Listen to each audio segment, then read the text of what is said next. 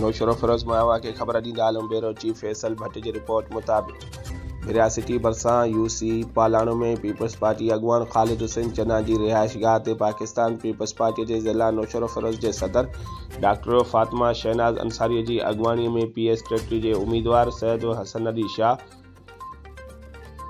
NA 205 जे उम्मीदवार सैयद अबरार अली शाह की हिमायत में भरपूर पावर शो जो मुज़ाहिरो कंदे जलसो मुनक़िद किया वियो। जलसे में PPA जी हमदर्द औरतुन समेत वॾे अंग में लेडीज़ कारकुननि जियालनि शिरकत कई। उन मौके ते जलसे के खिताब कंदे डॉक्टर फातिमा शहनाज अंसार चयो त अॼोको ही अवामी समर ॾिसी मुखालफ़न जूं निंडरूं हराम थी वयूं आहिनि।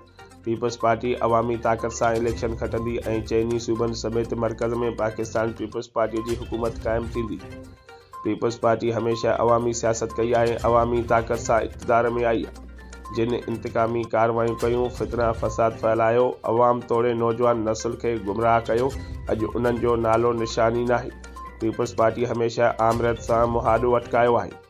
हुन वधिक चयो त इंशाअल्लाह नौशरो फिरोज़ ज़िले में PP क्लीन स्वीप कंदी ऐं 8 फरवरी जे ॾींहुं अवाम तीर ते ठपो हणी PP उम्मीदवारनि खे कामयाब करे पंहिंजे महबूब क़ाइद बिलाल भुट्टो ज़रदारी खे वज़ीर आज़म बणाईंदो।